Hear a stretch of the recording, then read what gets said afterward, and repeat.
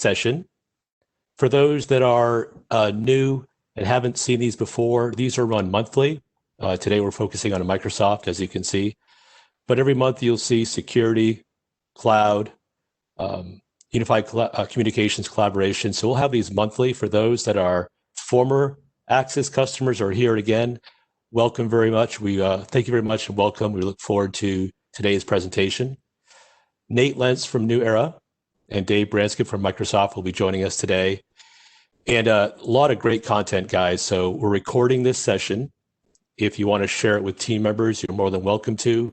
I know Dave and Nate will be talking about a lot of real life examples and how to deploy some of these technologies in your environment. And one housekeeping matter, you can enter a chat or a question. Please do. We'll take that as we can. If we're unable to answer that during the event, they are tracked and recorded, so we'll get back to you after the event. And with that, Dave, if you don't mind, we'll kick it off.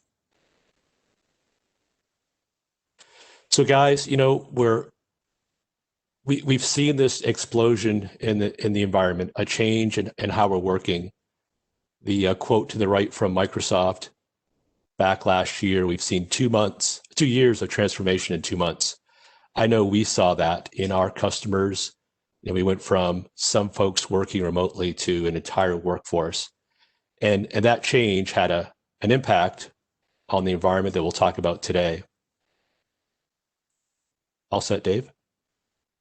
So again, that chat or that quote is noted on the top right there, 2 years of digital transformation in the first 2 months. The second quote highlighted, though, I think is where we come in today.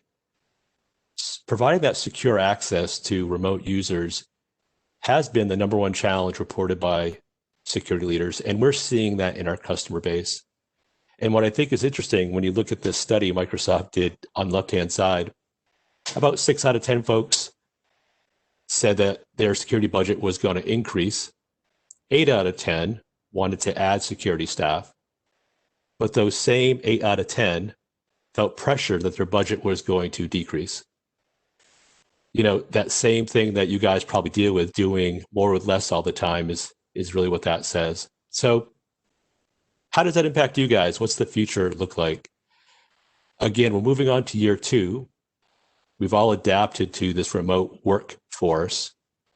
But what's going to happen in 6 months, a year, 2 years from now? How is that going to impact you? Is it more the same, but more for you guys? I had a lot of customers that were ready. The pandemic came; they were able to very quickly pivot to a remote workforce. I had others who scrambled, and they were using many point solutions. Like here, we're showing Zoom and Dropbox and Okta and others. So today, what is that user experience? Is it more of those sort of disparate products? Have you made it down to maybe 1 or 2 products that are helping you sort of manage your environment? And then really, what do your stakeholders expect? That was sort of talked about on the slide prior. There's a lot of pressure to provide a higher level of security and collaboration for these end users, doing so in a compliant way. So again, a lot of pressure from stakeholders in your company. And as we advance to this next slide, I think we're sort of adding to that. To the left, the employee experience has changed. We've talked about that a few times. We have a bunch of devices out there. I think the challenge or the goal we have here and the opportunity is, how do we leverage what's available for tools to address all of these challenges? And again, the stress placed on IT, on you guys, is to be able to manage those corporate assets and identities. Over to the right, for those that have been to our events, you've heard me say this a number of times, and I think this follows our mantra at New Era. We're going to spend money and do different technology products because they accomplish one or more of these 3 things. If they don't, why are we doing it? So we're going to increase productivity or profitability of the organization. We need to lower operational costs. We'll talk about that today. How can we help you consolidate maybe some of those point solutions? And we've talked about this a number of times. We have to mitigate risk. That could be security, it could be branding, it could be simply error with internal users, but we need to mitigate that risk. So I think our first poll of the day, Kristen's going to launch this for us. When it is safe to return to the workplace, what percentage of employees do you think will work in the office full time? And Dave, I got to ask you while we wait, did you cash in your stocks last night for GameStop? Because if you did, man, we're all doing well. And what are you doing on this webinar if you did?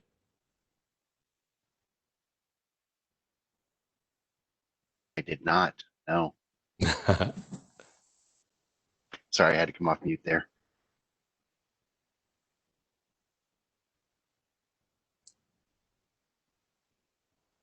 And Kristen, you let us know when it's safe to advance.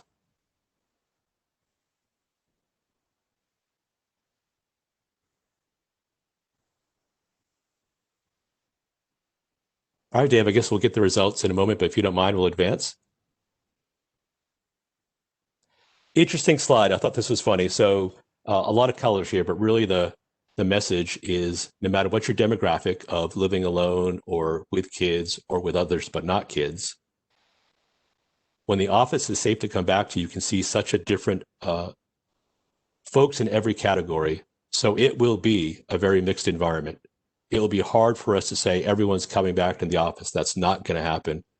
What I find very funny about this chart, if you look in the middle to the right where it says 16%, that is the percentage of people that basically want to get out of the office, get out of the home and go back to the office.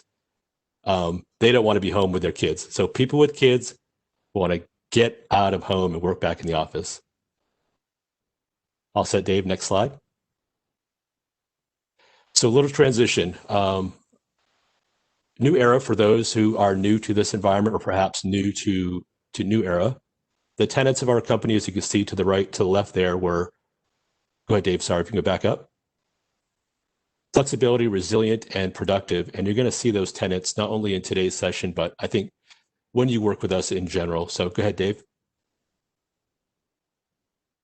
Very quickly, you can see 35 offices around the globe and US.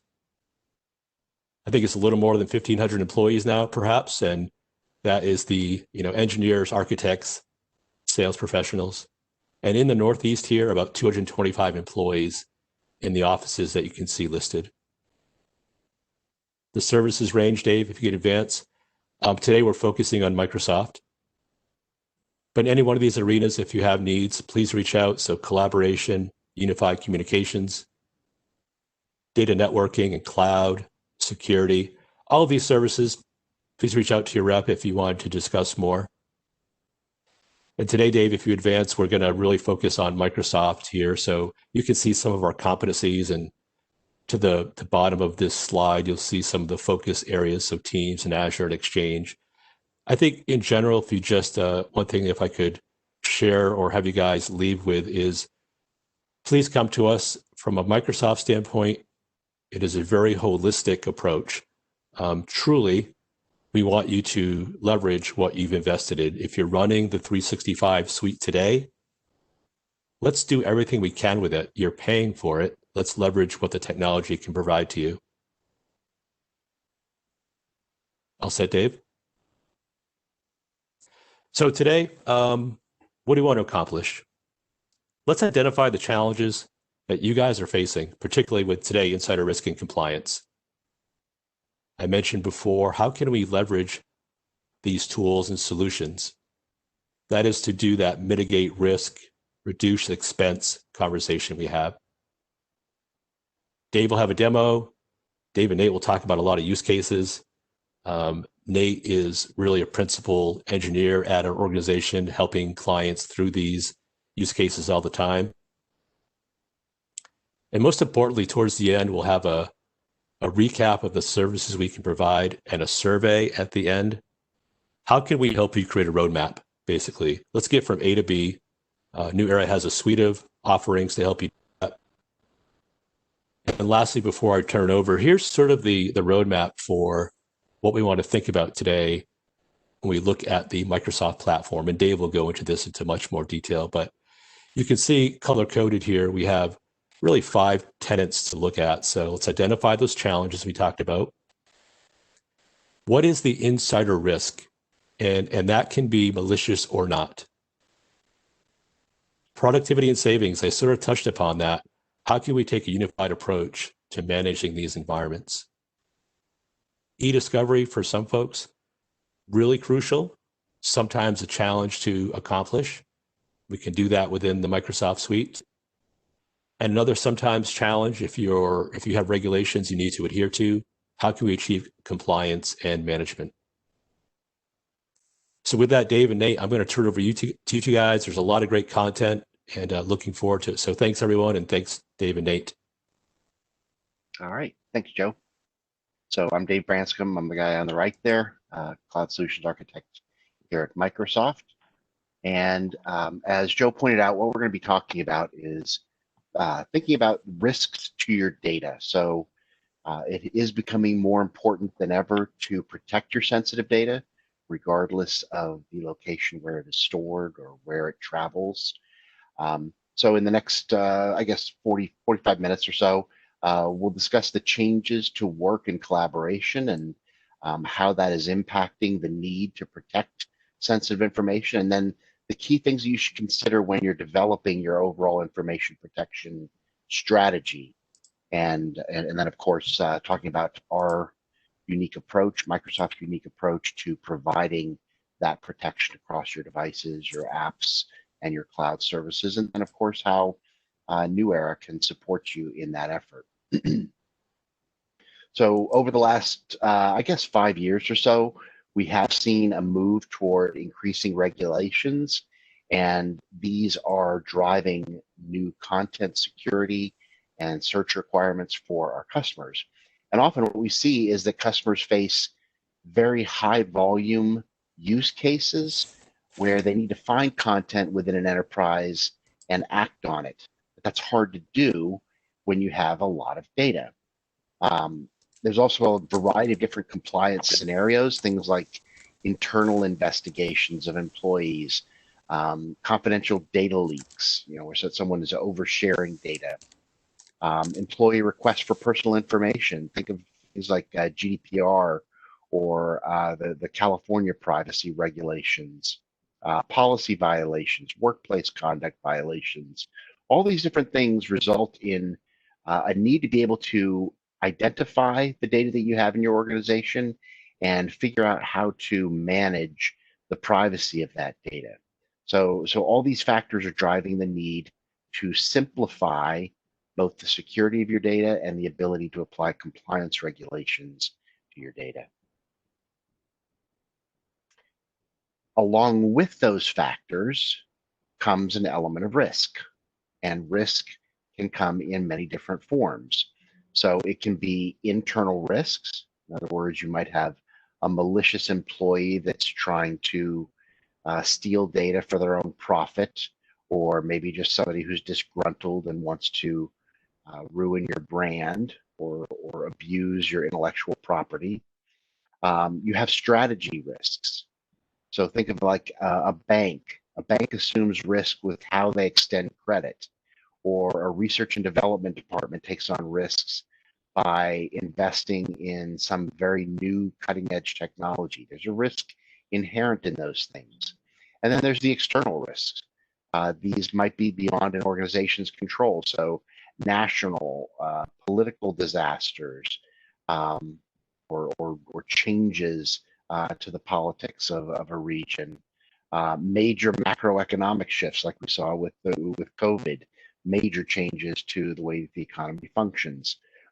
So if you're going to develop a risk framework within your organization, you need to be able to handle that risk and continuously assess where your data falls along that continuum, and make sure that you're able to keep up with the changing parameters of managing that risk.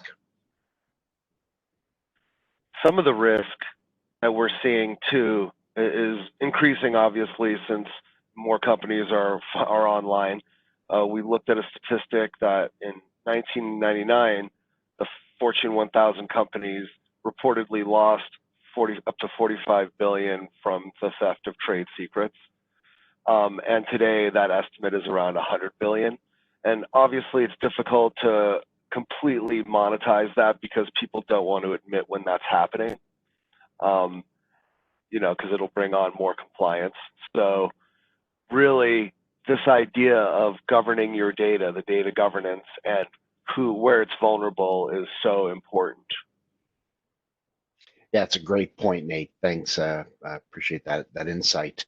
And if you think about how COVID has added to the challenge, we see employees working from home, and it makes it even more important that an organization is able to prioritize the protection of their business assets, regardless of where those assets live. So your employees are accessing and they're sharing data in ways that they hadn't done before over the cloud, sometimes even through social media. And you need to make sure that this is done in a protected and compliant manner. And so we end up with this problem of huge amounts of data and a distributed workforce that is accessing that data. And how do we wrap controls around that entire uh, scenario? So let's talk about the kind of tools that Microsoft gives you that will allow you to protect and govern your data no matter where it exists. So this illustration kind of illustrates the problem that we're facing. Organizations have to figure out how to manage and protect data that lives in all different types of locations. It might be structured data, it might be unstructured data, it might be privileged information, it might be confidential information, it might be personally identifiable information. It runs the gamut. It might be just mundane day-to-day information. On the other side of this, if you want users to be productive, they need the ability to share data in real time and have collaboration features that allow them to work together effectively. So when those two elements come together, this dispersion of data and the requirement to allow employees to remain productive, when those two come together, it creates a risk that unprotected data could lead to non-compliance or even competitive threats for an organization. So Nate, one of the things I was going to ask is, do you find that the customers that you work with face challenges with being able to do the things that are noted here in this diagram, identifying their data, governing their data, and protecting their data? Is that a serious challenge? So I think it is because we are so in the mode of protecting against hackers and viruses, Trojan horses, and especially against ransomware.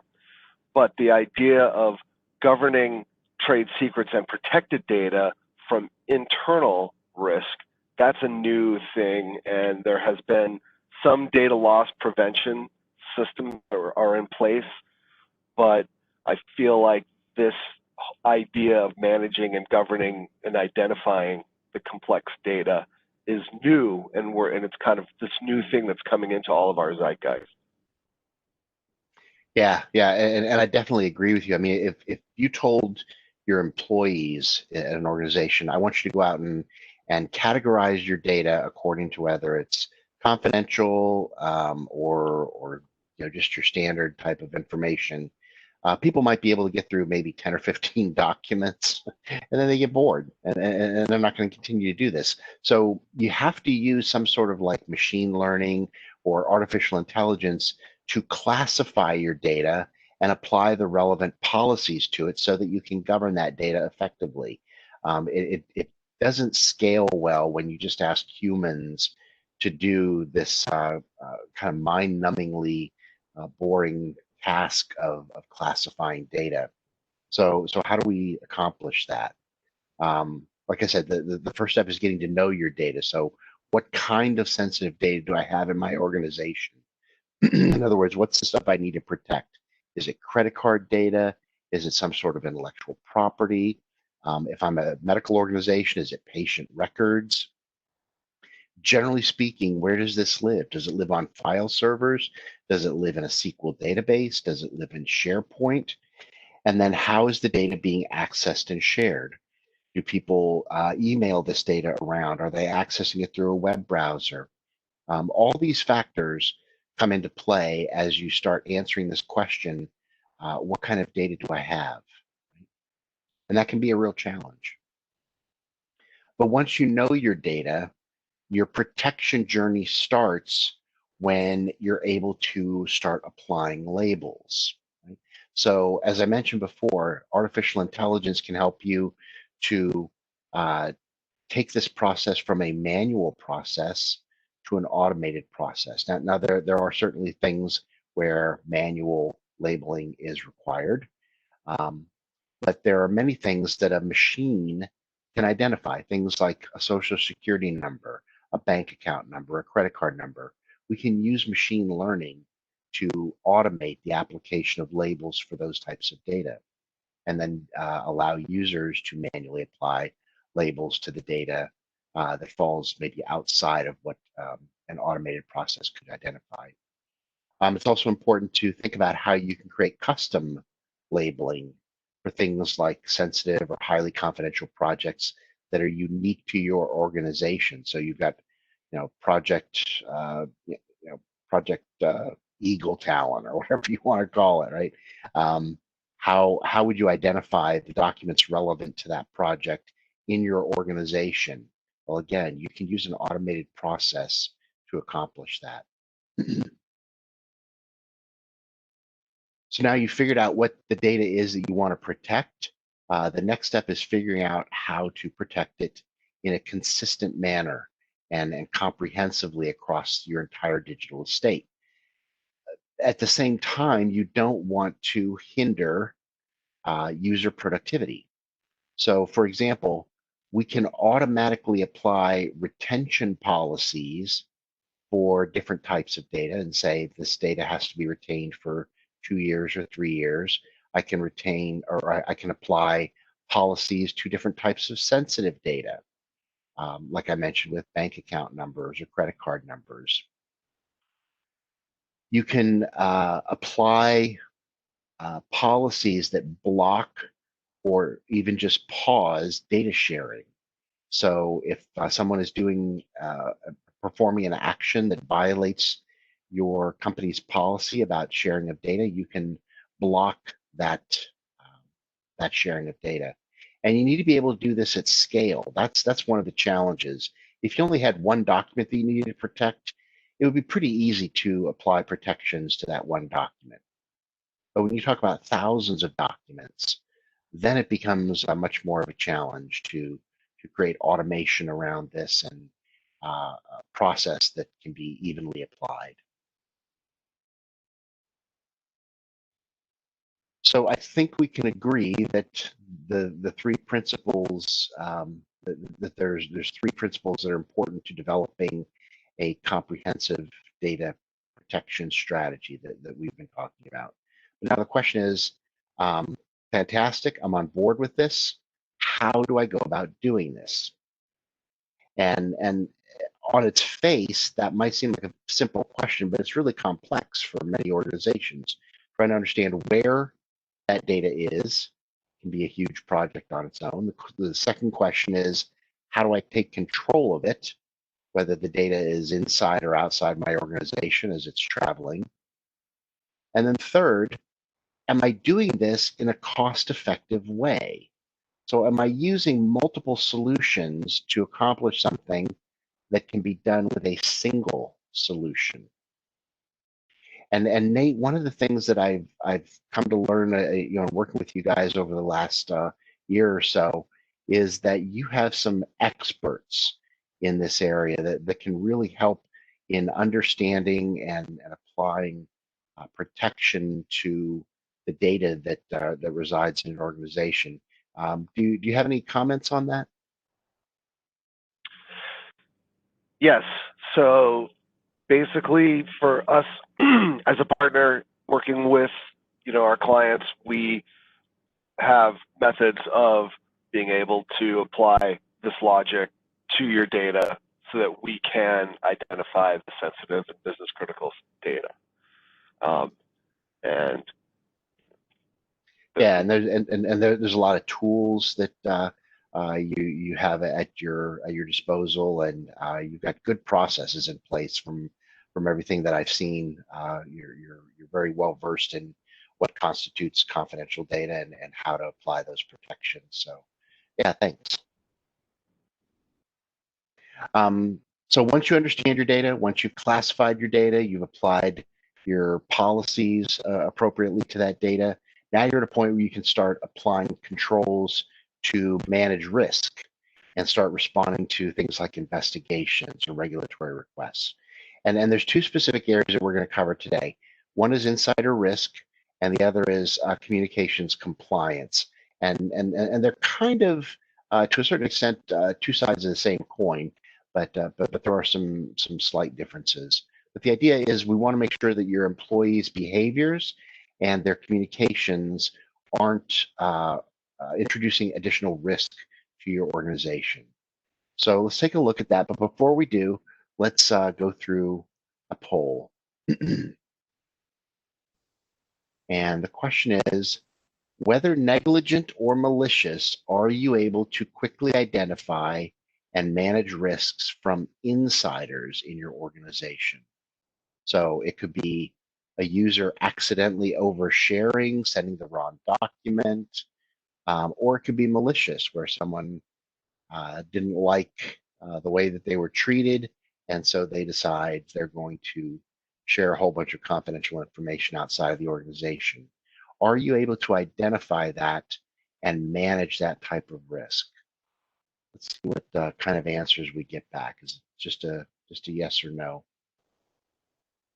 Nate, what's been your experience in terms of how many organizations would answer this? I think that this is going to be the difficult answer because we're always protecting our organizations from external threats, and this data loss prevention from an insider risk is a new thing. So I'm going to say that this is difficult for people to say that they can identify this.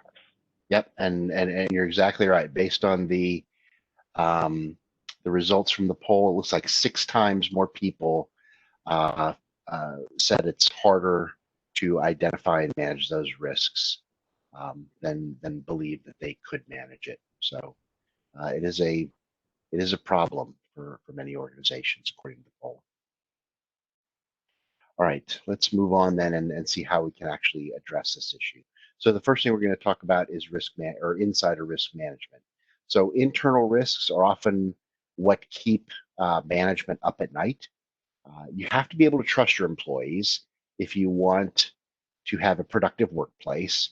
But along with that trust, you're also assuming a certain amount of risk, right? You're giving them access to information that drives the business.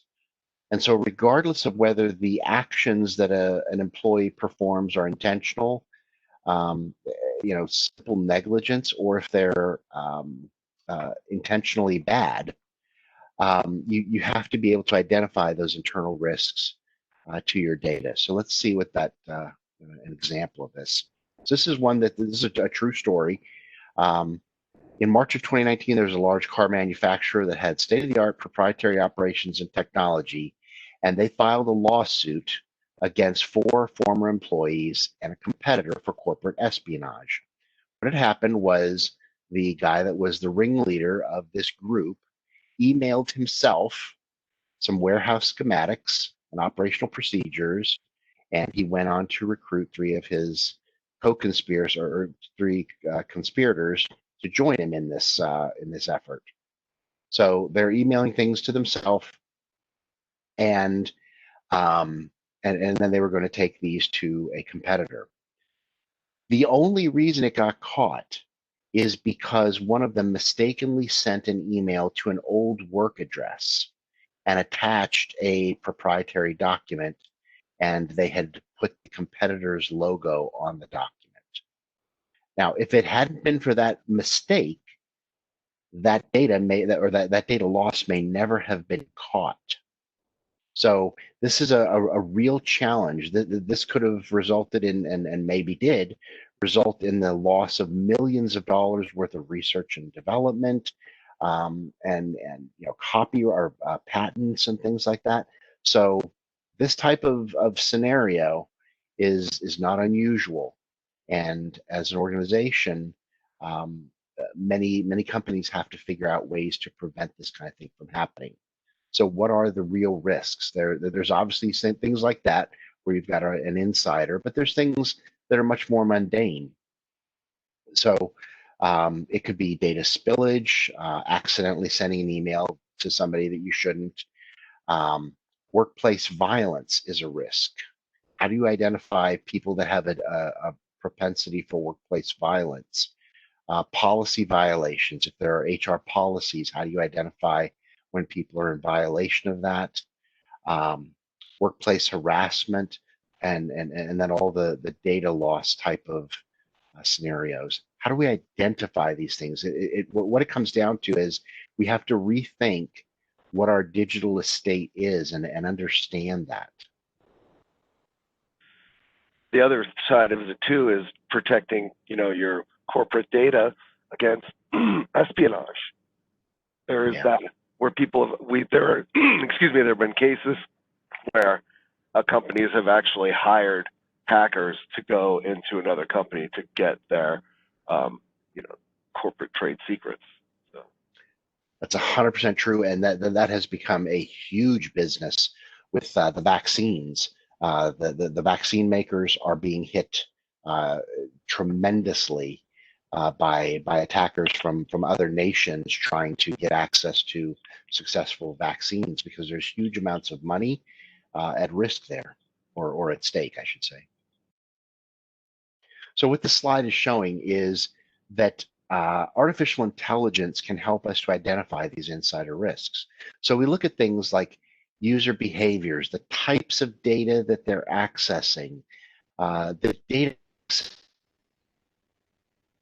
a single file, or are they downloading hundreds of files at once? This helps us to understand the difference between what is a normal user activity and activity that constitutes an insider risk. So these are known behaviors that we can monitor. The other thing that comes into play, right, the data only tells part of the story. There's also the human element that plays into whether someone is going to be an insider risk to an organization as well. So things like predisposition to certain types of behavior, stressors that they might have experienced at work. What sort of planning and preparation activities are we seeing in their behavior? Maybe they're looking to change jobs. These are things that HR might know about, and that can be another part of the overall puzzle.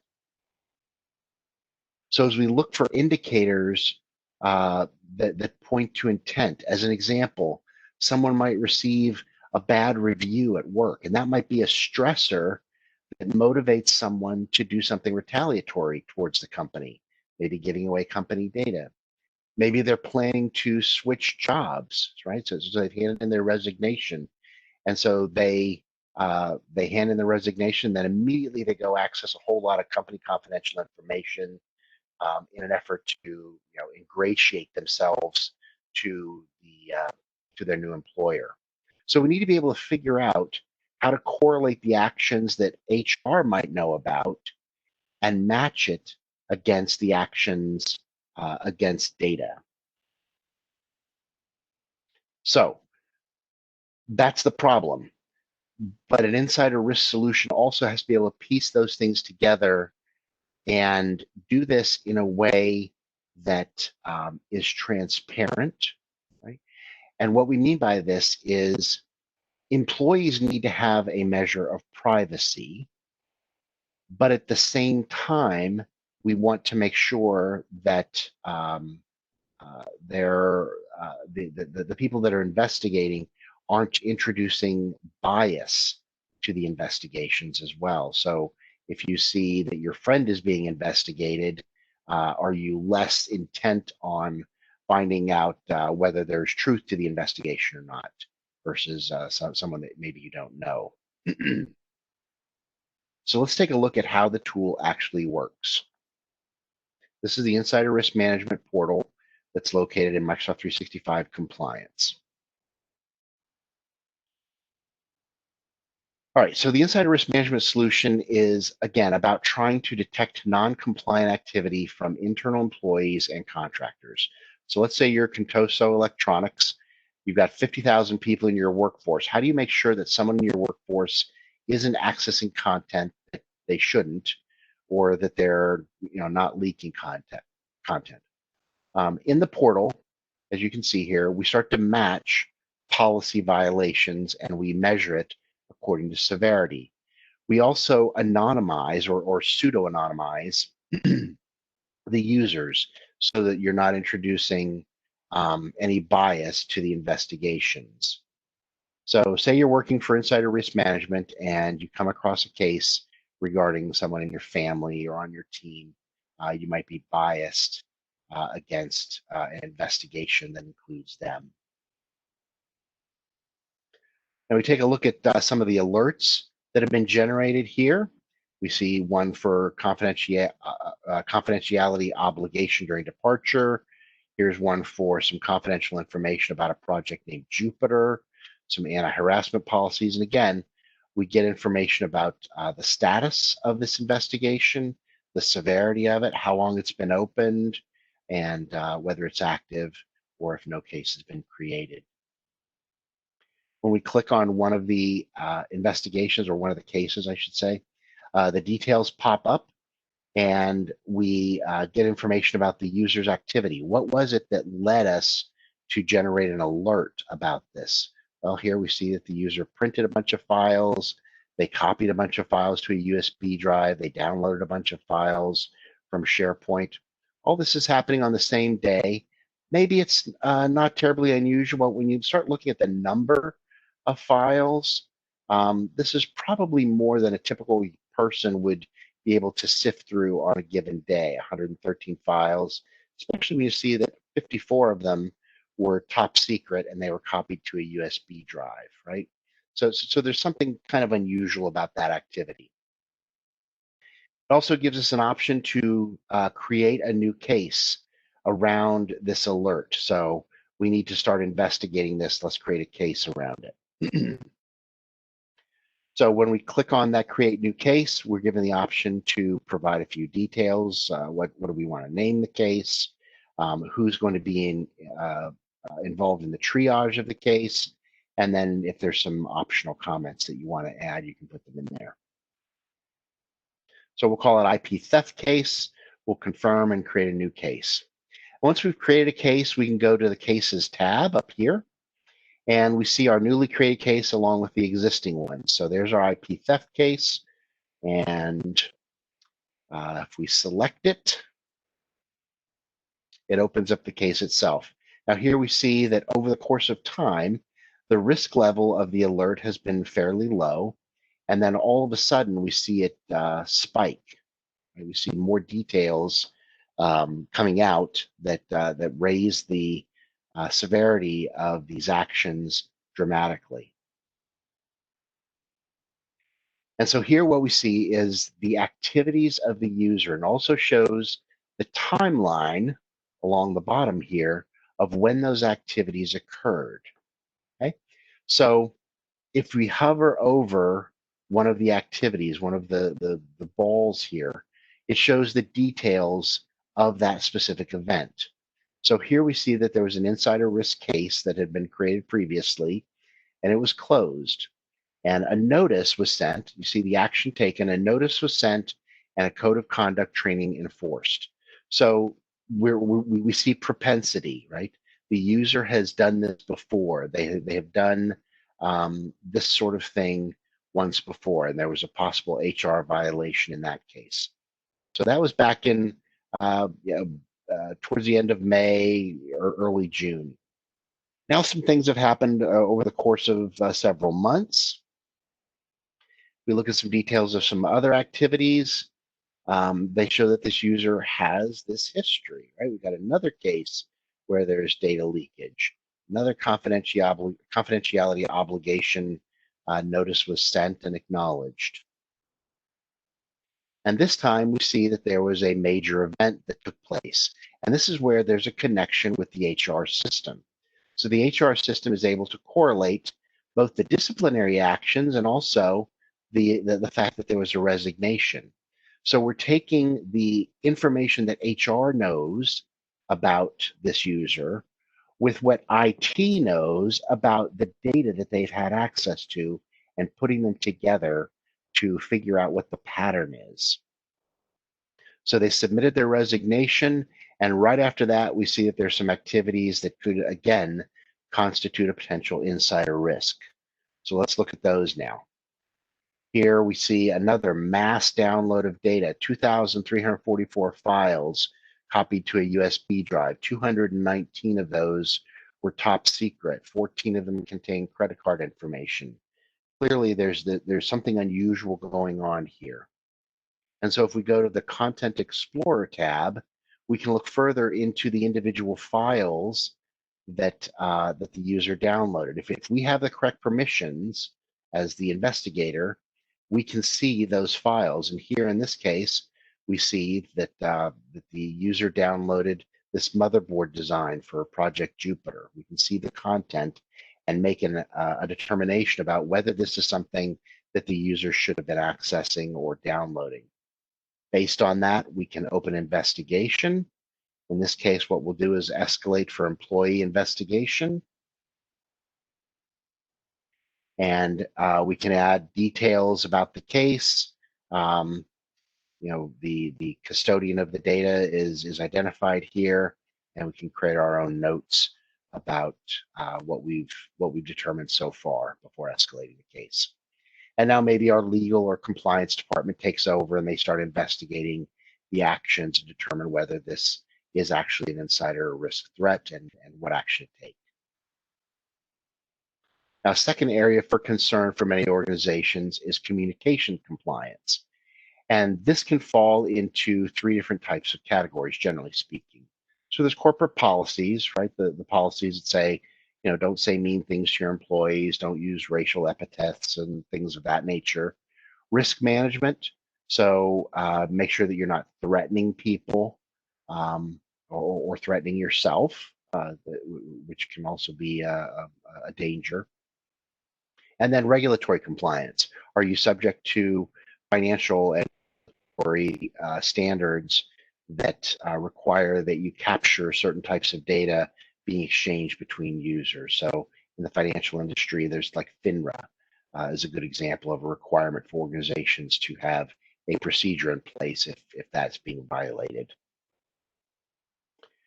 Now, the challenge is that many companies have workflows that are very hard to manage. So you have data from all different sources, Twitter, Teams, Facebook, your email system, LinkedIn, all those types of data require a review process.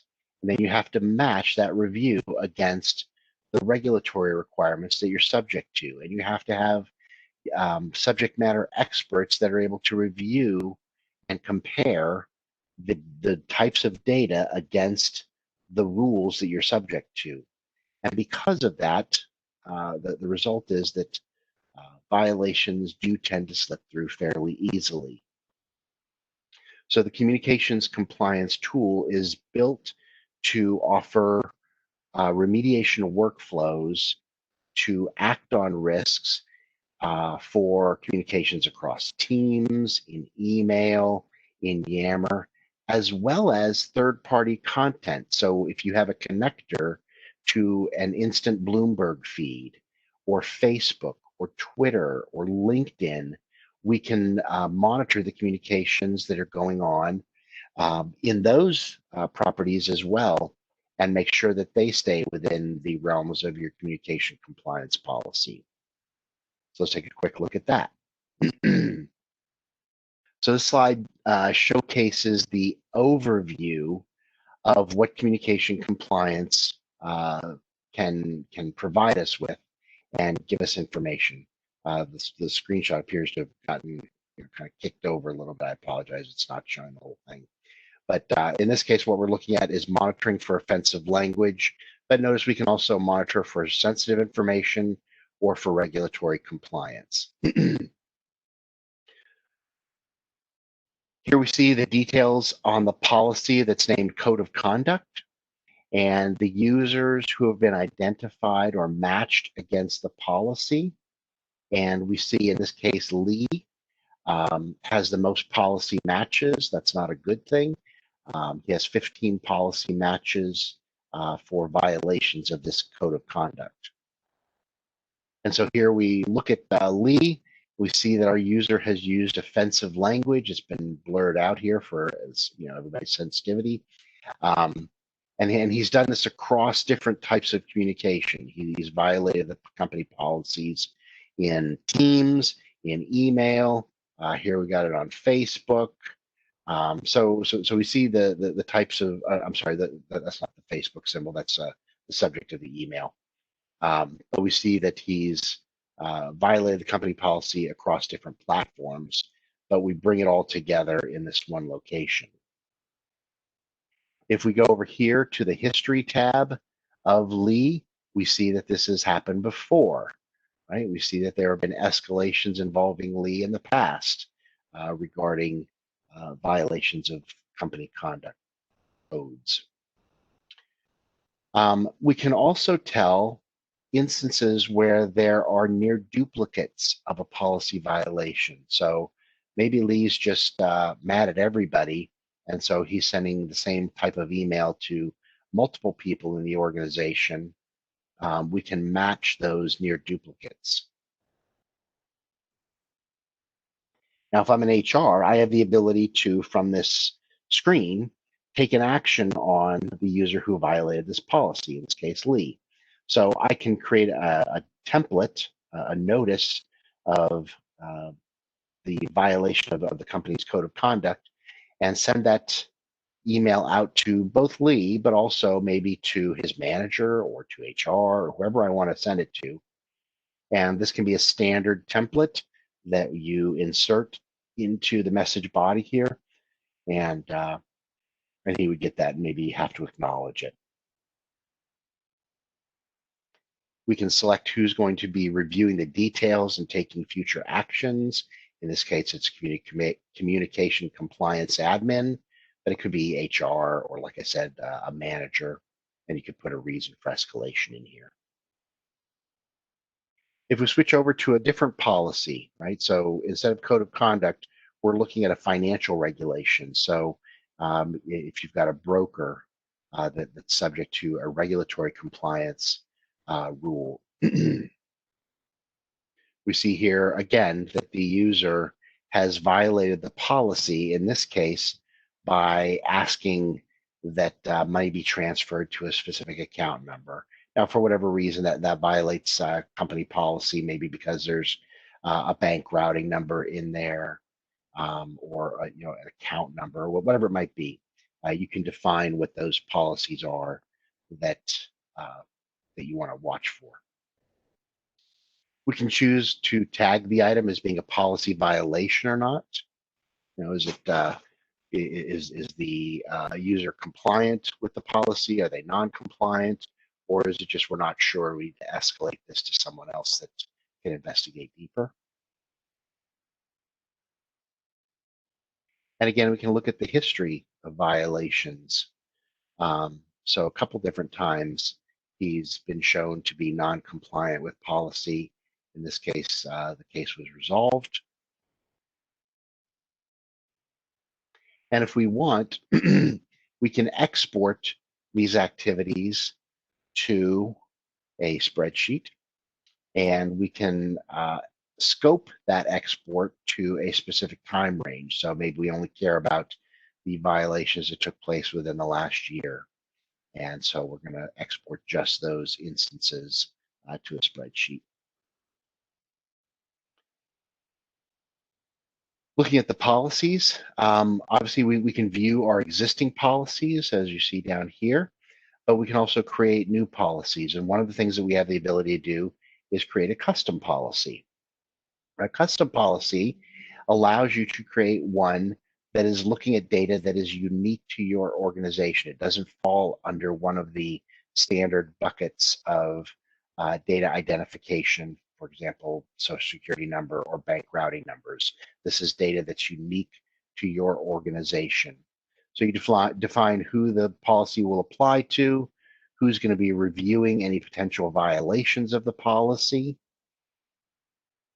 what are the communications you want to monitor, right? So your built-in Office 365 type of locations, and also any third-party sources like I mentioned, Bloomberg, Twitter, LinkedIn, that you also want to monitor. What direction is the data or the communication taking place? Is it coming from external? Is it going outbound? Is it data that's or communications that are internal only? Then what are the conditions of what constitutes a violation? Does it have sensitive words? Are there phrases? Is the message sent to a specific email domain, like a competitor, for example?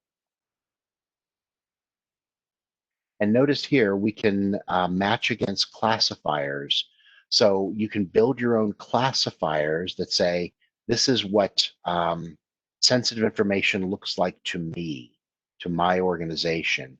And we can classify or say if the data matches that classifier, then throw an alert.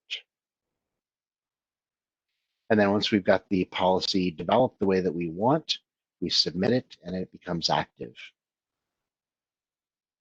So these are just two of the tools that are available: insider risk management and communication compliance, that can help you to manage communications as well as the movement of data within your organization. But let's take a quick poll. How many of you today are using different point solutions? Why is this not popping up? There we go. Are you using multiple point products to address things like e-discovery, compliance, auditing, MFA, and single sign-on? Are you using one or two products, three or more, or you're not addressing all those products or requirements? Rather? Yeah, and Dave, this is one of the things I alluded to in the beginning. We have customers consuming 365 today, and I boy, if I could just make them use some of the services here, it'd make I'd be so much happier. So these products are available, the services are available. It's easy in some cases to turn them on, MFA and SSO as an example. So I see this all the time. Nate, how about yourself? Yes, we are seeing people that are using sort of disparate products. And whereas if you already do employ those 365 services, single sign-on and MFA are bolt-on. It's not an additional cost. So right. We've been trying to get that word out for a couple of years. We've got a lot of people that have switched and have been much happier because it's just streamlined so much process. You know, and I think really this topic today is really kind of a burgeoning thing because we're seeing data as the biggest commodity that we have now. I think it's surpassed oil and gas as the biggest commodity that we trade on. And so protecting data is paramount in today's industry. I have one client that between a couple products, I won't really mention what they are, but renewals alone are approaching $90,000 for annual renewals for those two products. And we could accomplish that for little to none in the Microsoft suite. Wow. Looking at the poll results, it indicates that the majority of the responders are using some products but aren't addressing all of the requirements.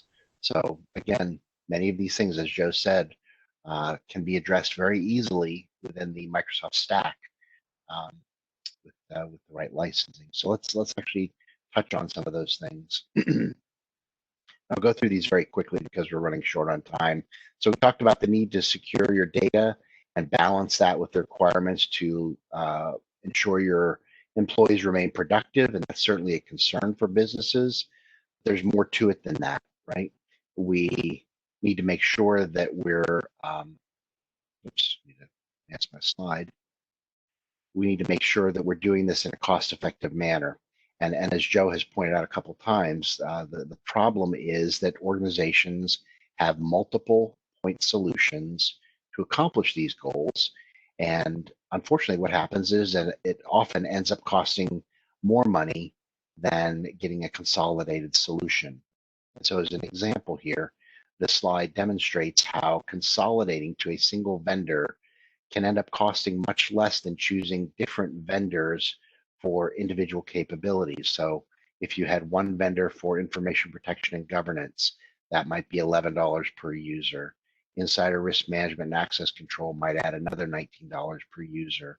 E-discovery and auditing might add another $3 per user. Compliance management. So you might be adding $33 per user to existing licensing to get these capabilities. Whereas if you added the M365 E5 compliance add-on, you'd get the same capabilities for $23 less. It would be adding $10 per user to their licensing. But it's still a dramatic difference, especially if you're talking about tens of thousands of users or even hundreds of users. $10 a user adds up very quickly. Very, very quickly, the compliance tools that we talked about aren't limited to just investigate insider risk and communications compliance. We also have the ability to perform advanced e-discovery for things like legal cases. We provide you with the ability to perform audits and accomplish things like compliance and forensic investigations.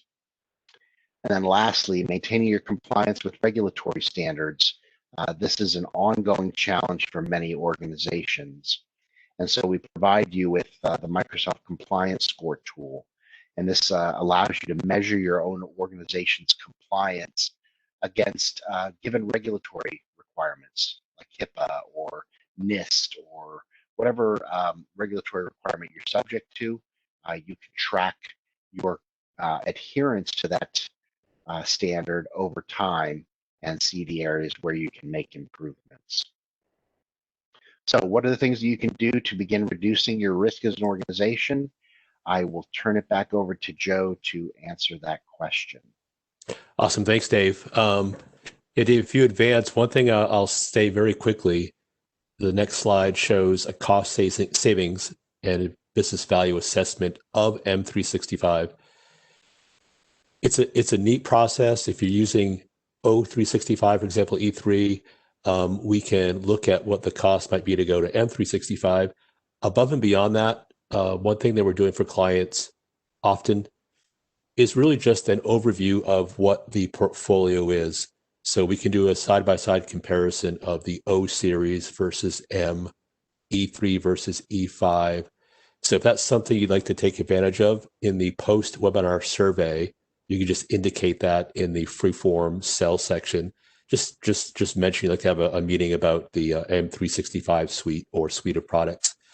So one thing to walk away with, guys, is this assessment we talked about. I'm going to put a few more up here. Please, we don't have to remember them. They'll all be in the survey. But a 1 hour whiteboard discovery session. So just chat for an hour. We'll discuss what the current initiatives are, what your challenges are, what your current data protection needs are, and from that come up with a roadmap type of document. The next few are working sessions. So Nate heads up a lot of these, so we'll actually come in and perform identity and access management working session. We'll enable the Azure P1 license, and you can see we'll configure and test a lot of these policies to have identity and access management working for you. Like the following one may be a multi-factor authentication, same thing.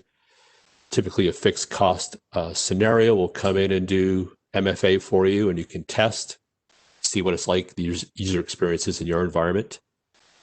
I believe the next one probably is Azure Single Sign-On.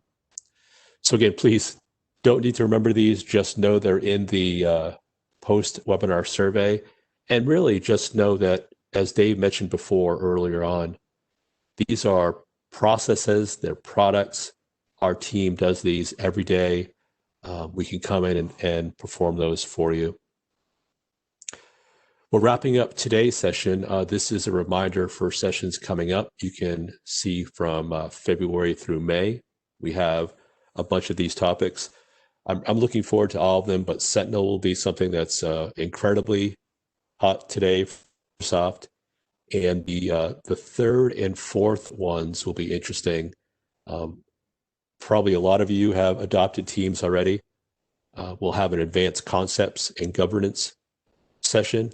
And after that, a Teams direct routing session. So a lot of folks, again, entered this remote workforce almost overnight, did so without properly testing as they might usually do. And here we are, year 2. How can we help leverage what you've done and provide governance for what you've done? And Dave, I think that's about it. If there's questions, please reach out to your New Era account executive. Or you can email me on the screen there. You'll see my address. Thank you, everyone, for attending today. We truly appreciate you taking an hour of your day with us. Again, if you have any questions, let us know. And in the feedback form, you can provide any input as needed. So thank you very much. And Dave and Nate, thank you. Absolutely. My pleasure. Thank you. Take care.